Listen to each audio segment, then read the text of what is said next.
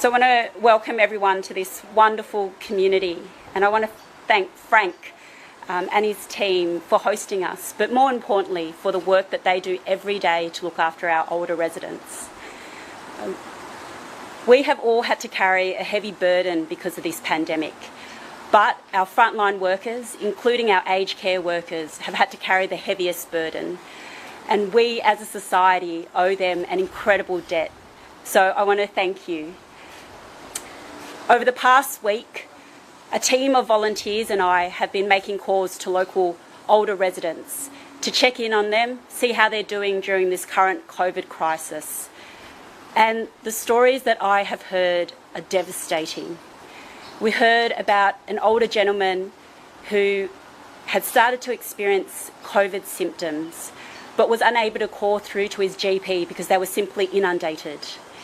We heard from a woman whose husband had been sent to RPA hospital the night before because of the severity of his COVID symptoms. And we heard from so many people about the challenges that they'd been facing trying to access rapid antigen tests. This current COVID wave has touched everyone.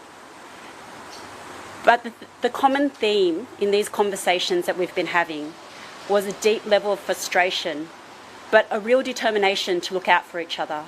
I was deeply moved by so many of the stories that we heard about neighbours checking in on each other, giving people rapid antigen tests that needed it, charity organisations that were dropping off food hampers to those who had COVID and were needing to self-isolate. Our community has had to step up and support each other because of the failures of this government.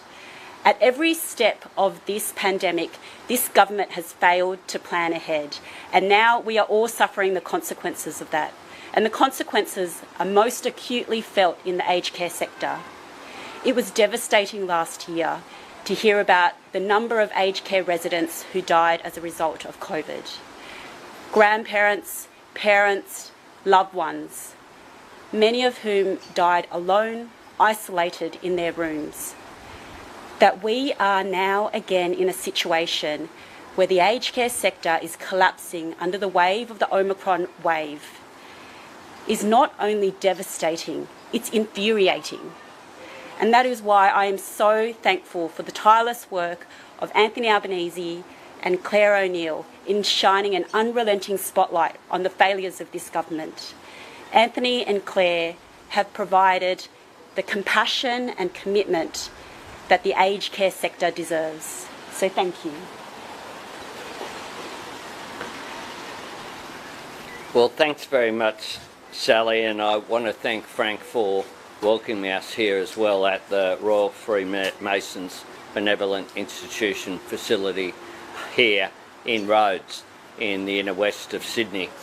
You are doing an extraordinary job, and the workers here, it was an opportunity to say thank you to them who've been going beyond what could be expected of anybody, working day after day, extra hours, because of the gaps that need to be filled because of their co-workers testing positive, working under such incredible pressure. Today is the worst day of the New South Wales pandemic. Today we've seen 36 deaths. That's 36 people lost. That's 36 families who've been impacted by losing a loved one. And it is, of course, a great tragedy that in the last week alone, we've seen 165 deaths here in New South Wales. People weren't celebrating Freedom Day last month. People were preparing for what was anticipated. Frank and the association wrote to the Minister, not once, not twice, but 3 times over recent months, warning about the consequences for opening up and the preparations that were required in the aged care sector. And yet we just haven't seen a response. In too many areas there are a lack of rapid antigen tests. That means that our elderly loved ones have been left isolated, often feeling alone and confused because they don't know why it is that they've been isolated, unable to see loved ones, unable to see the workers who are looking after them. These circumstances have been tragic. They follow the crisis that has been there in the aged care sector over the last 8 years, a crisis that led to a Royal Commission which was titled the interim report Neglect, a Royal Commission that found that half of aged care residents were literally starving, weren't getting enough nutrition for what they required. Now we know that a number of centres, talking to the residents here today, are doing fantastic work, looking after people. And what we need to do is to lift the entire sector up to best practice so that our elderly get the respect in their later years and the dignity that they deserve. The truth is, though, that the number of aged care centres with a COVID outbreak has more than doubled in recent days. There are now over 1,000 centres who have an aged care outbreak. No one in aged care is taking wickets with the virus. People in aged care are really suffering. And when people saw Scott Morrison there on TV being flippant, saying we're living with COVID, we're taking wickets with the virus, they were entitled to be quite angry and frustrated at the failure of this government to put in place the mechanisms that were required, to put in place proper testing regimes, to look after the workforce, to look after the residents, to get away from the rhetorical position that Scott Morrison was so determined that everything would be back to normal by Christmas. Well, it just didn't reflect the health advice, it didn't reflect the advice from operators such as the Freemasons who run this aged care centre. And what we needed from the Prime Minister at that time was leadership. No one wants lockdowns, no one wants any restrictions more than are absolutely necessary. What they want is preparation. What they want is planning based upon health advice, because that will produce better outcomes. You can't have better economic outcomes unless you get better health outcomes. And that's why the economy now is really, really struggling.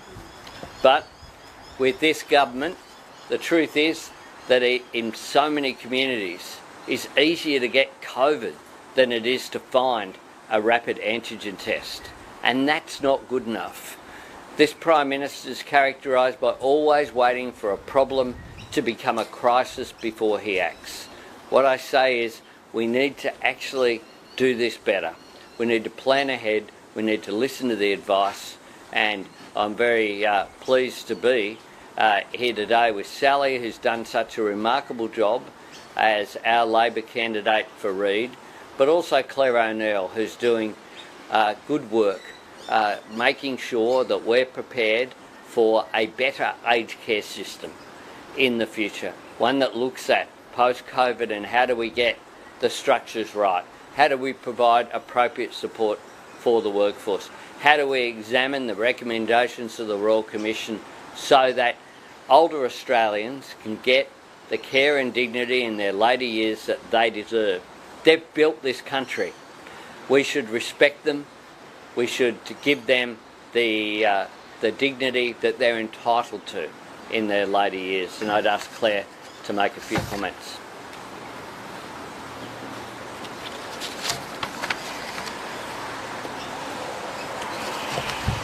Thanks, everyone.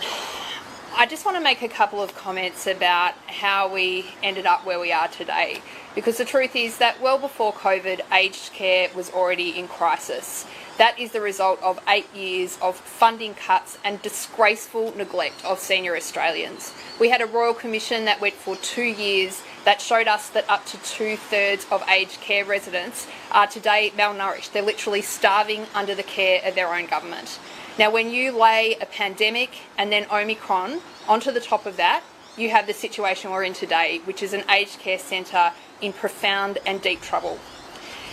The Centre of Aged Care revolves around the incredible 300,000 odd people who look after senior Australians around our country. We've met 3 amazing aged care workers this morning. You will not find more committed people in this country than this workforce of predominantly women who do the difficult and complex work of caring for our senior Australians.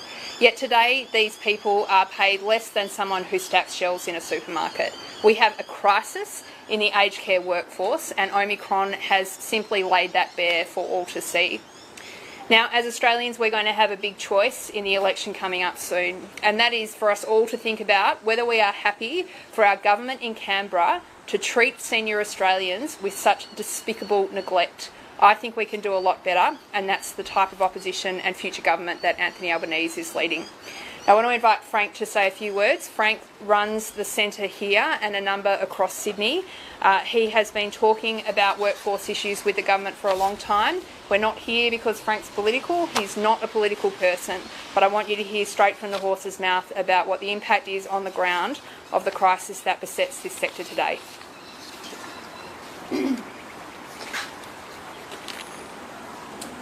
Thank you, Sally. Thank you, Claire. Thank you, Anthony. Thank you for taking the time to come out and listen to aged care.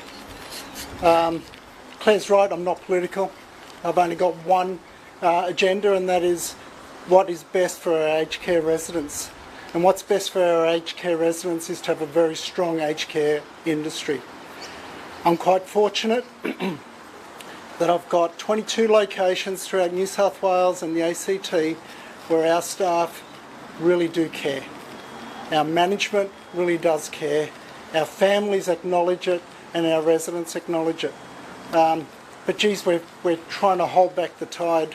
We've seen the problem with workforce for a number of years.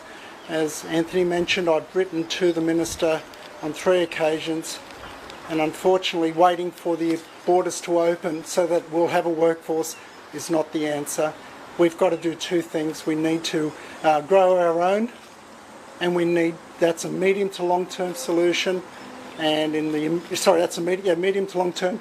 The immediate solution is that we need to bring some workforce into the country to fill that gap. We are 20,000 shy right now, and we're looking at about 17,000 per year for each year for the next 10 years.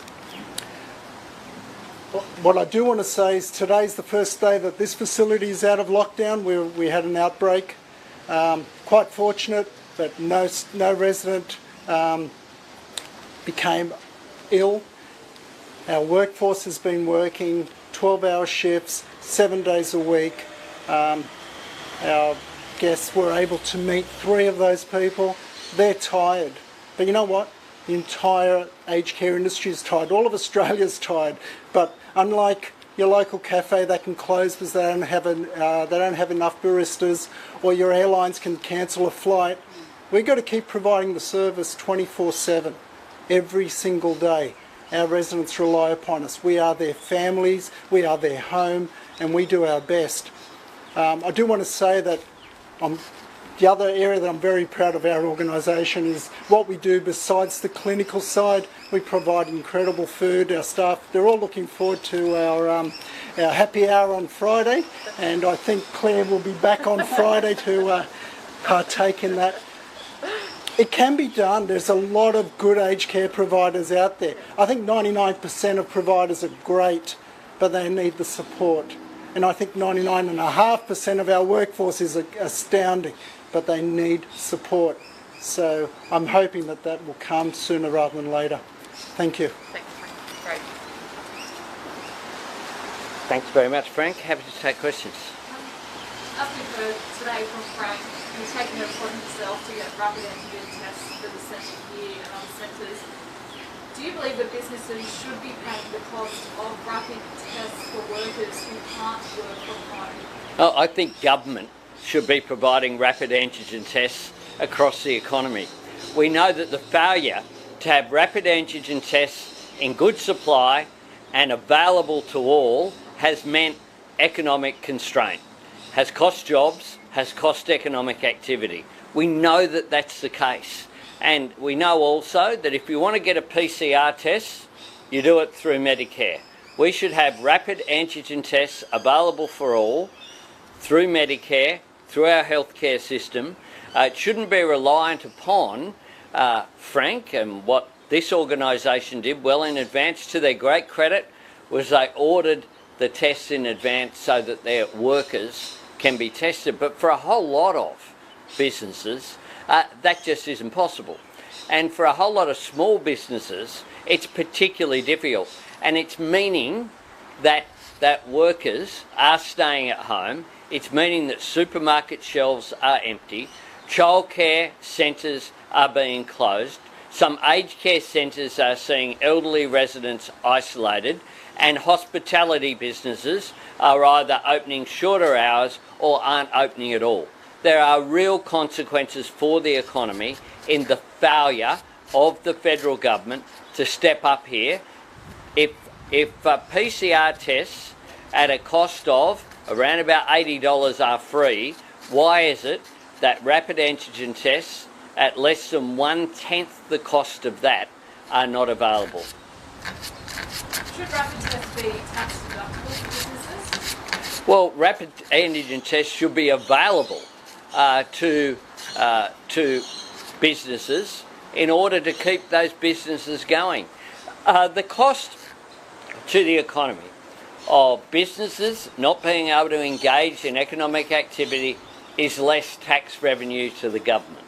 The cost of workers being unable to work, self-contractors, is a cost to the economy. The fact that our truck drivers aren't able to deliver goods and there are these shortages in the supply chain means that there is a cost to the economy. And Josh Frydenberg and the government seem oblivious to this, completely oblivious. They were happy to give businesses who were increasing their profits, who were substantially engaged in increased economic activity, JobKeeper, with no strings attached. And many of those businesses use that money to increase their profits, to give increased dividends to shareholders and bonuses to executives. But they're not happy to give rapid antigen tests to make them available. And there's a cost to this.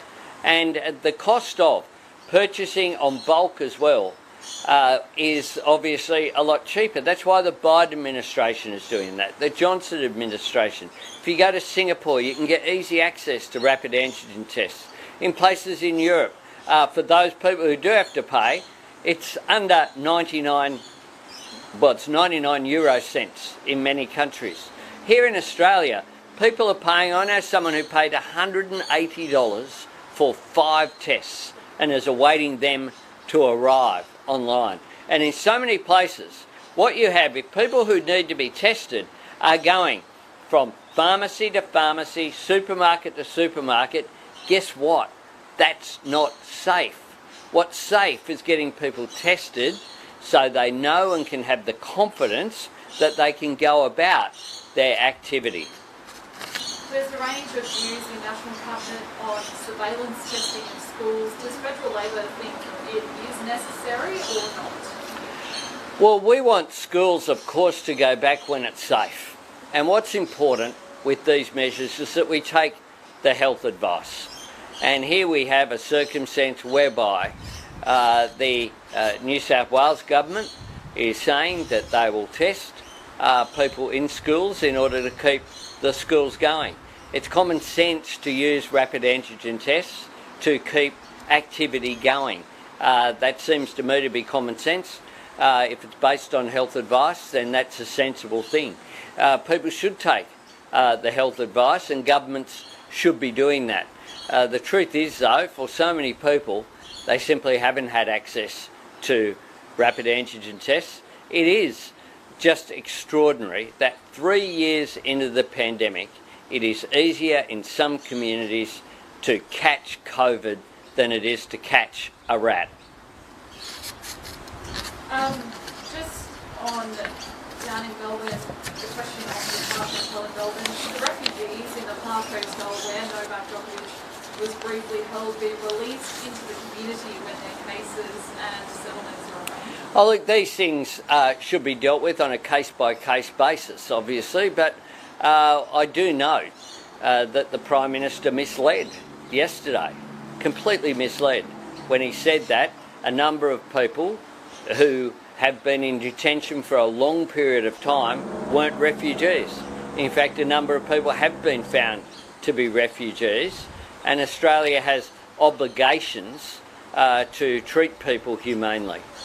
Do you believe they should be settled once their cases are Well, people should look at individual cases, and there are a range of cases, but for people who have been found to be refugees, they shouldn't be kept in detention indefinitely without a solution being found. There's an economic cost to that as well. So a case-by-case basis needs to be examined, obviously, but Australia is a country that has obligations, and Australia is a country that should treat people properly, and people shouldn't be in detention indefinitely. That was never what was envisaged. There's concerns about the health of democracy advocate Yang Ming-chun, who has been detained in China for 3 years. What can or should the government be doing to secure his release? Well, he should be released, and there needs to be transparency with regard to and procedural fairness. And the Australian government doesn't believe that has occurred, and I agree with them. Australia should be making the strongest representations possible to ensure that he receives the appropriate legal processes and care, which means that he should be released. You don't have transparency here. He's been in detention for some time, and Australian citizens should enjoy the support of the Australian government. And indeed, I do note that this certainly isn't a partisan issue. In general, our Department of Foreign Affairs and Trade are very good at providing that support for Australians when they need it. Thanks. I'm just sorry, can I just get you one more question? Sure.